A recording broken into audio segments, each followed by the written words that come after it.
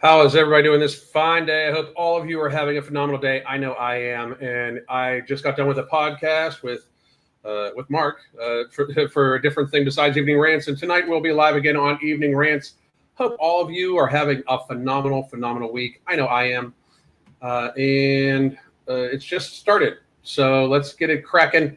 Today we are going to discuss the science behind how why waist to height ratio replacing BMI is actually the death nail for the fat acceptance community. And we're going to go over the science, an article I wrote for X. If you're not following me on X, please do, by the way. That would be awesome. I would appreciate it. I'm looking for a particular video. This is it right here. So give me 1 second. Okay, so we're gonna put on somebody that's pretty stupid. You guys have seen her before, and she's like for real dumb. But this is why I think it's amazing when people don't necessarily do their own research, understand what they're talking about, anything like that, right? So for those of you that don't know, even the healthcare industry, also known as the sick care industry, they are moving away from the BMI, the body mass index, even though the BMI, body mass index, is a massively accurate predictor on a population level for things like longevity, chronic illness development, those sorts of things. They are moving away from it to something that they're calling the body shape index, right? Because now they're going to include not only waist and height, but they're also going to include your weight. They're going to include waist, weight, and height. For some reason, fat people, the fat acceptance community is celebrating this, and I don't understand why. Because there's just going to be, you're going to be viewed as even worse off for most of you. Like, and one of the reasons is because waist to height ratio is even a more predictive tool, as shown through many years of study of chronic illness development and longevity than BMI. And here is, it's like she doesn't even realize how dumb she is. And that's what most dumb people are like that. Most dumb people are just, well, stupid. It's how it is. But we're going to listen to Miss Tess Holiday talk ridiculousness.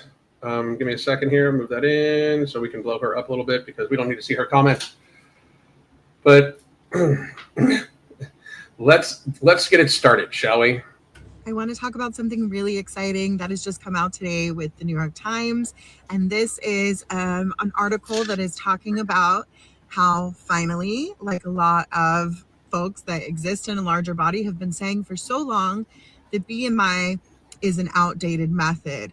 What I love in here is that there's a doctor in here that's quoted saying that they were using imprecise methods that were outdated to try to gauge on what a healthy weight is.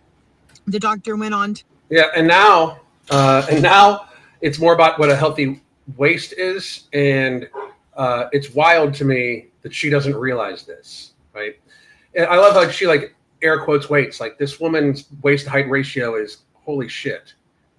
Like that, like if you like put it into a calculator, waist to height ratio calculator, it would come back with the words holy shit. Because I mean, it's just, and again, I vacillate between feeling extremely bad for this woman and thinking she's getting what she deserves because she's a horrible person. But yeah, and this is outdated for powerlifters and bodybuilders. In reality, though, I mean, Mark and I were just talking not too long ago. If your BMI is over 35, let's just say you're not healthy. I don't care if it's muscle or not. That's a lot for your heart to pump. That's a lot of body for your heart to pump blood to, right? But it's wild to me that she's hundreds of pounds away from this even mattering, like hundreds of pounds away. She's probably 450. Like she's probably 450 pounds. She's 200 pounds away from even thinking about this. And even then, she's still going to have a huge amount of weight, like around her midsection. She carries weight in her midsection like it's crazy. I think I have a picture of her at one point in time. I don't get it why they are so caught up in what other people think. If you think you're fine, be fine. I mean, we all know you're not, but if you think you're fine, be fine. This is, my God, this is a still image from one of her videos like a year ago. And she's gotten bigger since then. But let me show you this. That's a still image from one of her videos. Oh, and there's another one, but hang on. Let's do this one. And we'll close this down so you guys can see it a little bigger. This is a still image. That's insane.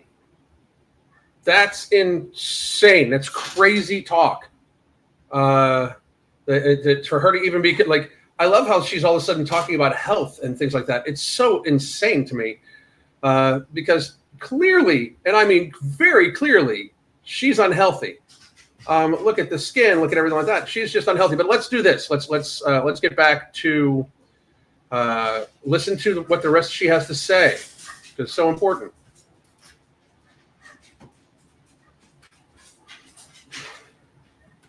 To say as well that how do you determine what is an ideal weight versus a sick weight, especially if you're going by BMI, and that has proved nearly impossible to do. So I'm very excited. She's definitely using the word proved pretty wildly, like pretty just what proved is insane because nobody thinks that anybody with a BMI of 35 or above is healthy. Like I would, if you find a doctor that will say that to you, understand that the doctor's probably lying, like, you know, to a great degree, but also understand that they get paid the more you're sick. So it is what it is. And this person saying, Totally Turtles, the new system is called a body shape index. And it's interesting because it says my risk is low, while BMI says I'm a bit overweight. I'm a power lifter, rare case here, not like Tess. Exactly. Well, waist to height ratio is even better for you, probably. Waist to height, and we're going to get to that. I'm going to do. I have a whole article we're going to read. So for this, I'm very excited that they're at least having this conversation, and I am really crossing my fingers, especially over the next 4 years, that this is something that we look at a little bit more and we shed light on a little bit more, because there is not a lack of discrimination. Fat people are not discriminated against. I can't stand when people say that. Fat people are not just, we cater to fat people entirely too much, entirely, to the point where it's negative for the fat people even. Like when we make it so that people do not have to experience the consequences of their actions financially and emotionally, very realistically, they don't learn their lesson. They don't take it seriously. If Tess Holliday was told, as she should have been, you're too fat to be a model. You're too fat to do this. You're too fat to that. And by the way, you have to pay for all of your healthcare expenses for any lifestyle-driven chronic illness. Anything related to your obesity, you're going to pay 100% out of pocket for any of those medical expenses. That incentivizes people to lose weight, right?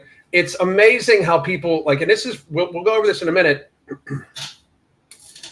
It's amazing how people know that, like, I had one, but there's always an epiphany moment where all of a sudden the person realizes, like, I need to do something about this. I am very fat. I need to change this because this is going to kill me, right? Oftentimes it's getting very sick. Oftentimes it's when they look like they lose a foot or something like that, or they get a diagnosis. Then they're like, oh, I need to change my habits. I need to change my ways, right? When we make it so that there's not a financial, like when people can afford and have access to enough food to glutton themselves to this woman's size, when people can then afford to like deal with the health consequences and life consequences of it because we subsidize it, where everybody pays for their poor choices, it's messed up. Like, I mean, like, that's messed up. That is a huge problem, frankly, and it causes them to stay in the state that they're in. Going around, there's quite a lot of it, and it would be really nice if this outdated method went bye-bye. I want to talk about something. The outdated method can go bye-bye. I'm actually happy to see it go, because if waist to height ratio is more included, it's going to capture more people as unhealthy. It is going to show the population that the vast majority of people are a lot less healthy than what we thought. I mean, it's wild to me that we know by statistics that 93.2% of the population is metabolically unhealthy. So right there, metabolism, metabolically unhealthy, is lifestyle. It's like 93% of the population. It's just an insane number for people to not like understand. I did want to talk about this article that I wrote with AI, and we are going to go over it right now. If you want to get the link to this, by the way, let me copy the link address. But this is right here, boom. And you will recognize this, but the link article is right here. Please go read all my articles. I have stuff on nattokinase. I have stuff on all sorts of health-related topics. I'm going to do some other things too. But please do check out the MFing COO, which is me, on Twitter. I would appreciate it. If you're not following me there, please do, because there's a strong chance that YouTube at any given time could just axe me. So, and I'm broadcasting live on there right now. So, waist to height ratio, a superior metric. Hang on a second. Let me move this over. There it is a little bit. A superior metric for health assessment over BMI. The quest for an accurate measure of health risk related to body composition has long relied on the body mass index. However, BMI has significant limitations, particularly in distinguishing between fat mass and muscle mass, or in assessing the attributes of body fat, which is crucial for health outcomes. Here we explore why waist to height ratio, which is WHtR, surpasses BMI in prediction of health risks supported by scientific evidence, and outlined the healthy ranges of the metric. Limitations of BMI, everybody knows the limitations of BMI. Don't need to read every little bit and walk you through it, but the limitations are that it doesn't capture muscle mass, and if a person is of a healthy weight, even though they have an unhealthy metabolism, like if you're a 5'9" male and you are, let's say, 170 pounds, but you have almost no muscle mass on you and a huge pot belly, that your waist height ratio is 0.6 or above, you're unhealthy. You're technically viscerally obese, and that's how it should be seen. BMI is waist in kilograms divided by height in meters squared. However, BMI does not account for muscle versus fat or fat distribution. Obviously, fat distribution, when it's more centralized in your core around your stomach, is much more unhealthy, because that's visceral fat, and that basically chokes out your organs. And the case for waist height ratio. It is calculated very easily. There's very little math, and it's calculated very, very easily. It is your waist circumference in either inches or centimeters, and your height in the same unit of measure. That's it. That's all. That's the only difference. The ratio has several advantages. Has several advantages.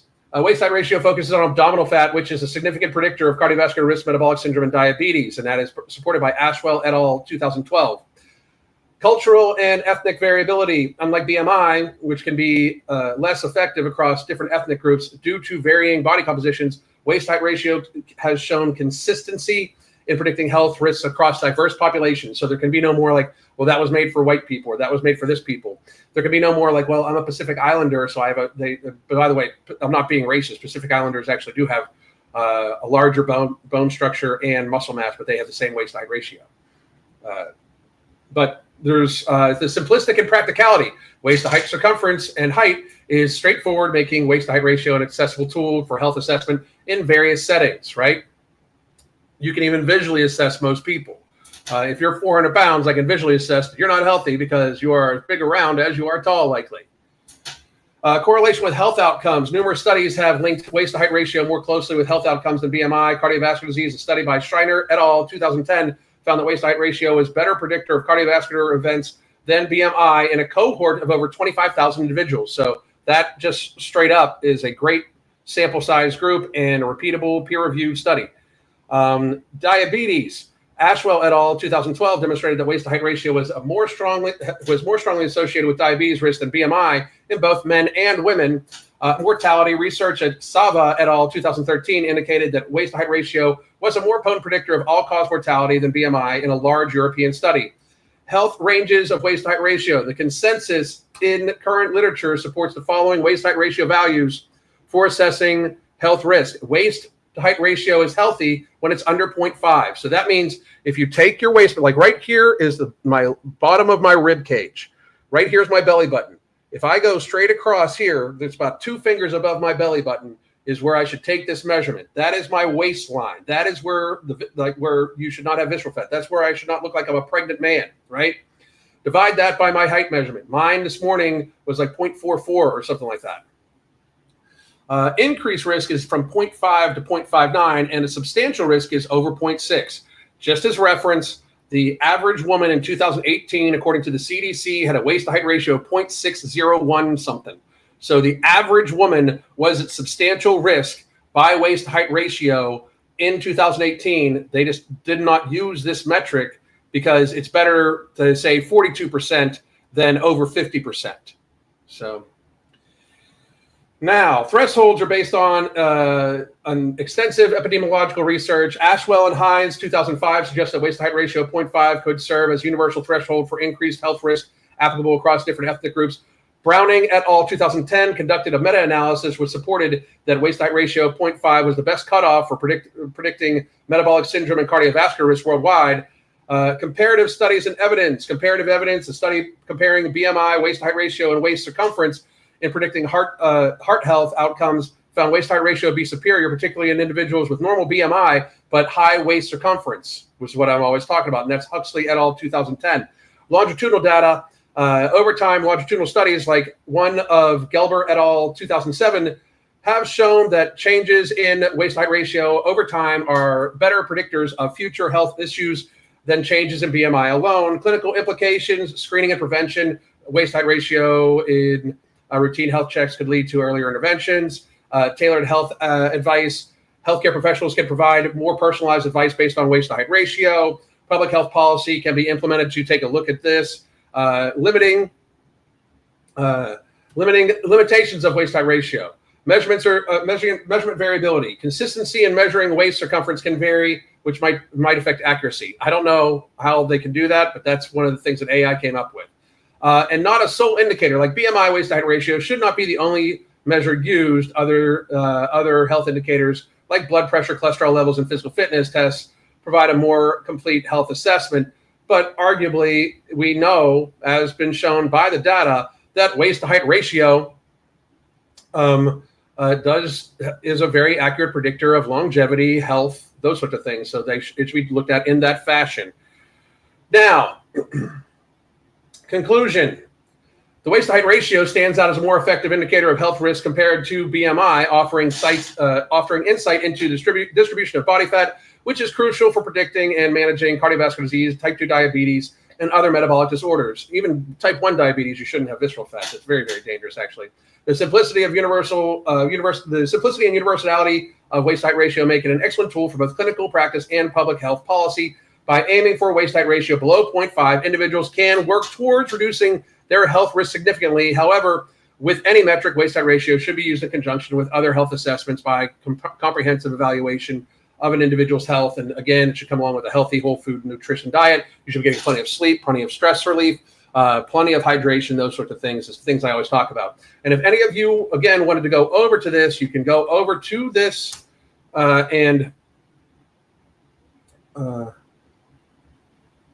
can anybody else see the pulse on the wrist? I can. So, but that's an interesting question. But you can go over right now to the MFing COO and check out this and any other of my articles that I've been posting as much as humanly possible. I am going to try to make America healthy again this year. So I am going to do my part in making sure people understand what are good supplement ingredients, what are not great supplement ingredients, what good indicators of health are, best methods for doing things. I'm releasing an article on, I just released an article on why we shouldn't have shared healthcare expenditure for for lifestyle-driven chronic illnesses. those sorts of things. And if you wanted to read these studies, you can go to this and you can copy and paste from here and look it up, and you'll find the study, and then you can just read it away. Just read on away. That's what I did too. So I will take any Q&A right now. I'm glad for all of you sticking with me. I appreciate it greatly. And one more time, I wanted to say that if you are having trouble with your health and you are having trouble with your waist circumference or your BMI or just your body weight, here is where you can get our coaching. It's daily communication, weekly video conferences. There is month to month, 3 months, 6 months, and we still have one slot for a 1-year deal because we are always have just only slots for be very minimal. And we had somebody graduate out, so we do have a slot for it. So if you need to change your life in this year, if you are like, I cannot be this big anymore, or even if you're of a normal size and you just want to get your binge eating under control, I am 7 days away from 4 years and 1 month, no binge. My wife has worked out a tremendously good program for us called the Hunger Management Method. Along with our coaching, we have helped many people control their binge eating disorder. We have many clients that are a year into no binge. We have many clients that are 6 months, many clients that are 3 months into no binging after binging every single day for a long time. So if you have trouble with binge eating, or you just have trouble building healthy habits and you want help with that, we can help you. Please sign up and we will be glad to work with you. Now, did they confirm RFK? I don't know, but let's take a look, frankly, because they better. I've been on podcasts. It's the latest, RFK.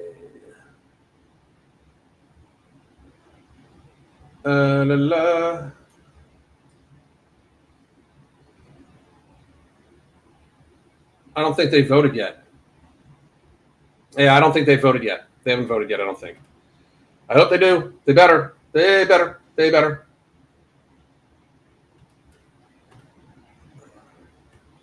I've never noticed it before, but I've been doing more cardio. Yeah, I can see my pulse in my wrists, especially right after I work out.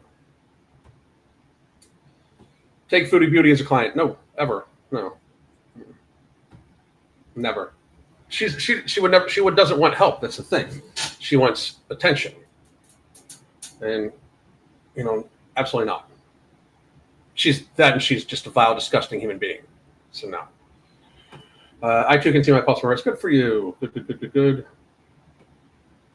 I'm referring to discrimination, by the way, regarding Dank. Oh, Dank DeMoss, the notorious BMI rapper. I'm glad the internet is torching her. I'm glad she's getting what she should be getting.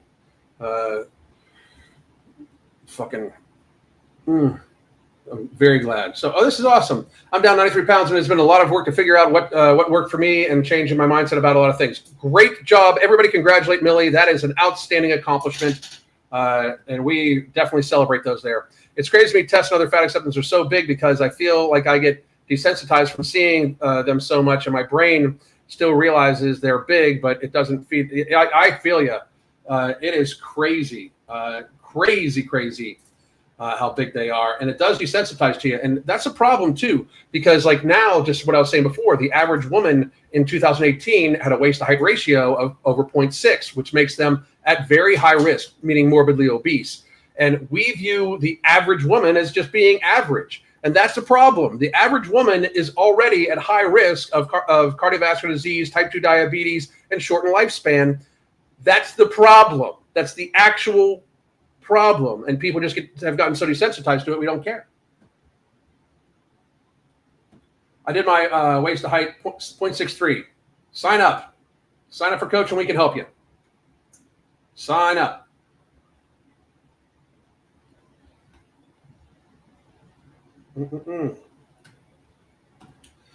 Kaylin, not only did I get down through a healthy BMI and waist to height ratio of 0.42, god damn, after losing 160 pounds, god damn, that's great. My blood pressure is now at 108/64, and my resting heart rate is 52. That should be goals for everybody that needs to lose over 150 pounds. That's some goals right goddamn there. Great fucking job, woman. God damn, that's amazing. Hell yeah. I mean, that's fucking everybody give her a round of goddamn applause, because that's fucking awesome. Great fucking job, Kaylin. Great fucking job. That's amazing. That is outstanding. I was at Disney last week. Oh my God, it's so bad at Disney. I can't believe how we've normalized huge people. It's so crazy. Do I know my VO2 max? No, I don't.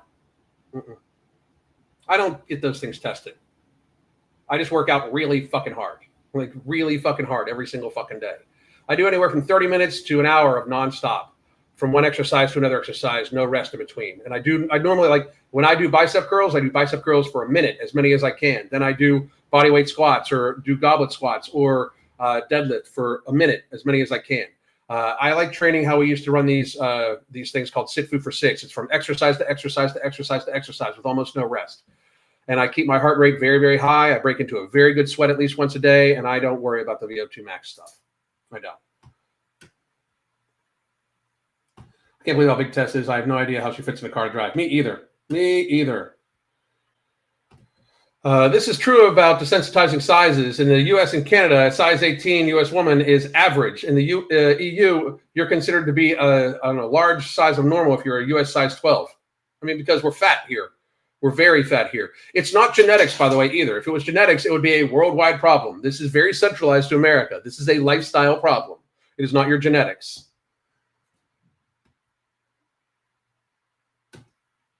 You are very welcome. Thank you for sharing. That's amazing.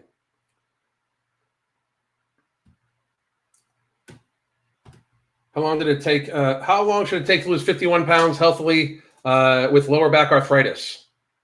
I mean, if we can get you to a pound a week, 51 weeks, a pound a week is not bad. I mean, the idea is you want to have a healthy lifestyle that will lead you out of it so you don't regain it. So that's where we would be focusing on, is more that, right? But I mean, it could be you probably end up being somewhere around 36 weeks because you'll lose a pound or two, a little bit more than that ahead of time. But it's a matter of how much you can move and how much what we can have you satiated on. The thing is, if you only need to lose 51 pounds and you have a 0.63 waist to height ratio, chances are that's a lot of visceral fat. So if we just change your nutrition, oftentimes it would just change your body composition anyway. And so you work out how you can, be a little bit active in ways that you can, even with the arthritis, because blood flow is blood flow and you need it. And then you just control your nutrition, and it should take anywhere from 36 weeks to 51 weeks. Do you work out multiple times a day? Some days, yes. Most days, no. Coming into March, it will be just about every day, 2 times a day, just because I get a little bit in better shape for the summer. And honestly, when the weather breaks, I work out a lot harder outside because I've been working out inside. It's all right, but I work out a lot harder outside. We're fat in Canada too. Yeah, you are, but not nearly as bad as we are here. 0.43 is healthy weight range for women. Yes. And Norma, you are very welcome. So everybody, thank you for joining me. I am going to be back at 7 p.m. Eastern time tonight to do another live, seeing as how I didn't get to do my noon live. And then I will be back at 8 p.m. Eastern time tonight for Evening Rants with Mark Lopiner. Please do check that out. I hope to talk to all of you later. God damn.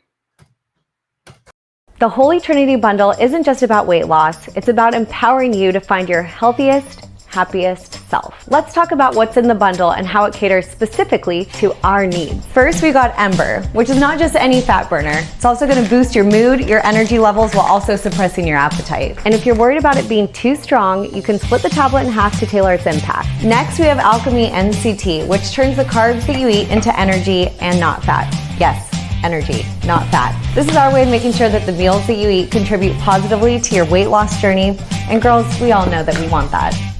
And finally, no morbidity. This one's my favorite because it works while you sleep. It burns fat and controls those nighttime cravings without any stimulants, so you wake up feeling refreshed. Try it out and feel the genuine difference. Here's to new beginnings and real results.